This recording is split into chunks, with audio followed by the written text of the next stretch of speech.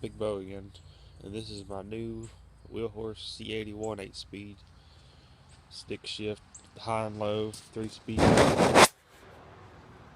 Um, the gears are different from a Sears. Like they're backwards. Third on a Sears would be right where the second is. The second would be where third is in a wheel horse.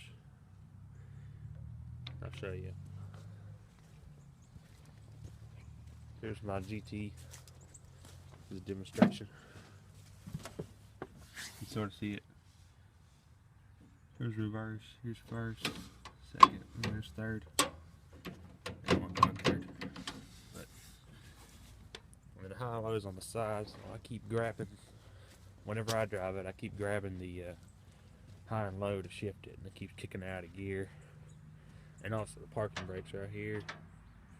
This lever, which needs to be adjusted so it'll work. This is the up and down for the PTO. For the lift of an attachment. Here's the lift. I like the mule drives a little bit better than a Sears because after a while the belts wear out on Sears mule drive because of the mule drive itself. This one has a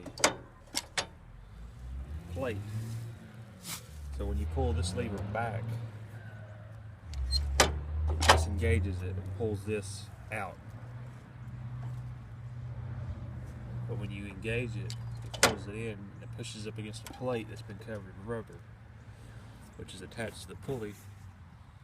You can see where I had to make, where I had to put new bolts in that bracket. The rubber on the other side that breaks this when it's disengaged from spinning, which it still needs to be adjusted in. The only thing I did to replace the rubber on it was take this piece off, put it on one of those old pieces of tires, took a cutting wheel on a grinder, and just cut this side, cut underneath it to how much I needed it on the tire, and then just cut it about half an inch, and just super glued it on. It worked fine.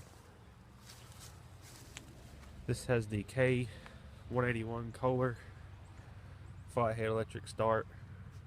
It's a 1978 wheel horse. I got this yesterday for $225. The guy said it needed solenoid and points, which it didn't need any of that. The points were just dirty. The solenoid was fine. It needs a regulator. It's just a 3-prong regulator. What was wrong with it, why it wasn't firing for him, he has the wrong switch in it. So what me and my uncle did was we cut it right here, and then I had to extend it so a little bit. But we just switched these wires around the terminals till it works fine. We'll see if it'll fire. I haven't fired it since yesterday.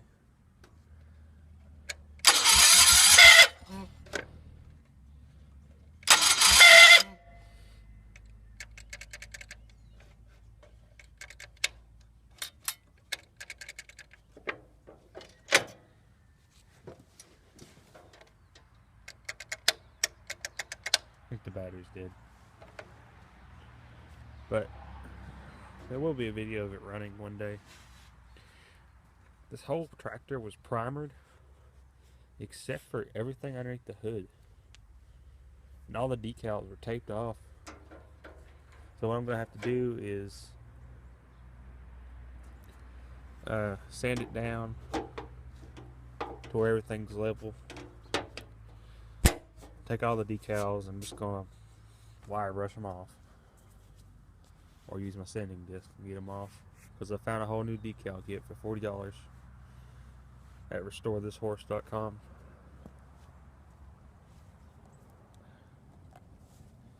On most tractors that I've had in the past that I buy from people, the steering, here, to show you on the blue one, the steering is like, oh the hell, that's like half a turn almost. Oh, I did put the V-treads on the front too. on the blue tractor. But this one's steering. Here, I'll just get a picture of the steering wheel too. It's like factory. I think somebody tried to restore this thing and rebuilt the front end. Steering wheel has no cracks in it. All the levers work. Choke lever, which is weird to me. It looks like a throttle lever.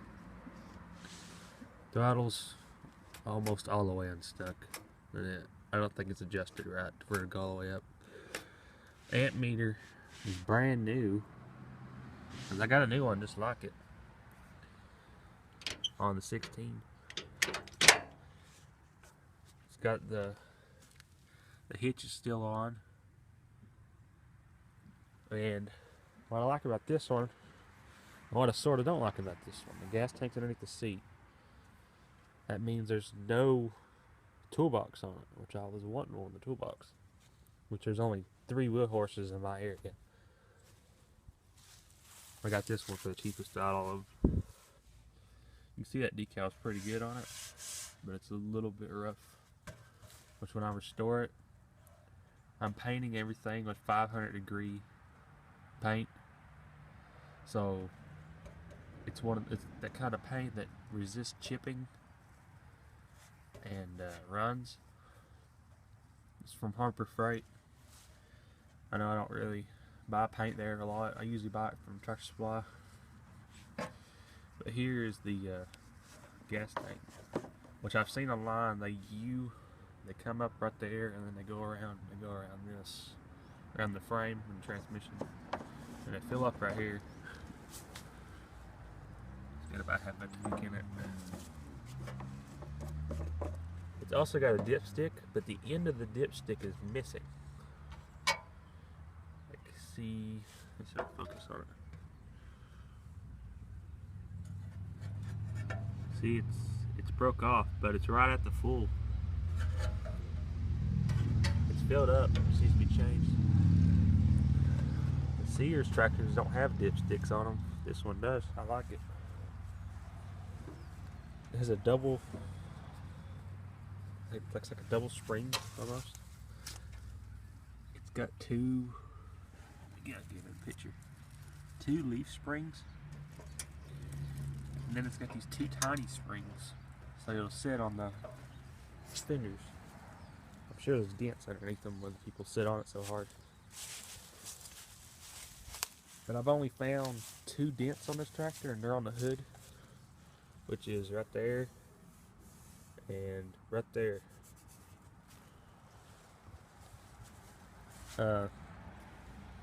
The clutch, here I can take it apart real quick. That's how easy they are.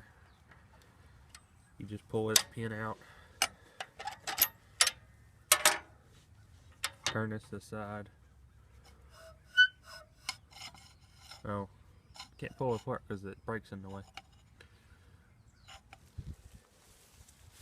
But you just take that pin out, pull this piece to the side, and this just slides off. There's needle bearings inside of there. That just sits there and makes it spin. This stays put with everything, and this is what actually applies your pressure onto your little rubber plate. See, it's metal, but it's got a rubber coating on top. And then what it does, when the lever engages, presses up against it, and it starts the mule dive. So you just pull it over, put it back on, and slide it in.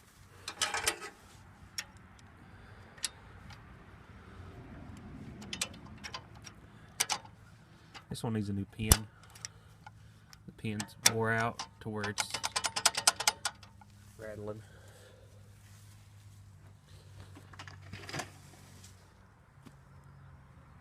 Everything seems good on this tractor. What they did paint, the only thing that they did paint was the rims, which the rims are coming off and getting painted with tractor white, which is mostly just Ford white.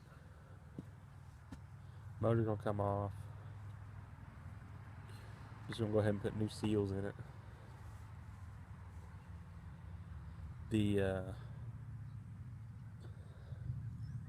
One of the fuel lines was the fuel line going to the back. This one got a crack in it. I'm going to replace that, replace the filter, replace the oil, got to fix the winding in the starter. Let's see why it ain't firing now. It stopped.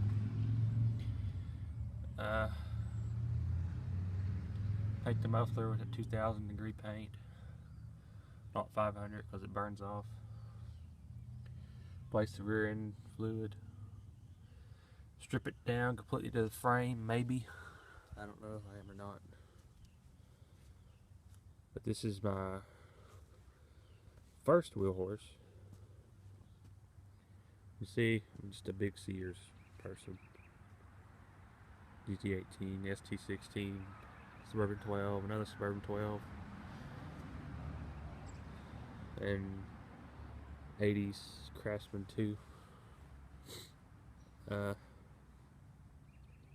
There's not really that much to do on this tractor.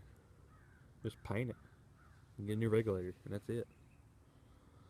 Is what you could do and just get show ready. Which I probably am once I get to shows. I was planning on doing that with the 12, but it's still got more to do. The electrical needs to be finished, then I'll take it.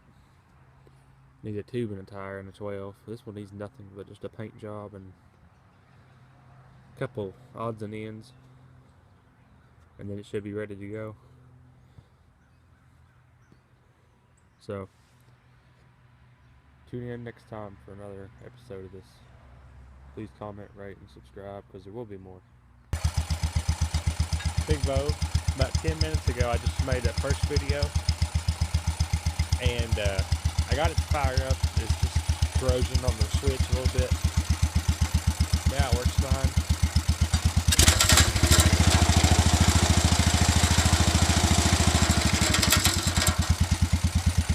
The quietest little Polar I've ever had, but there's a picture of it running, or video.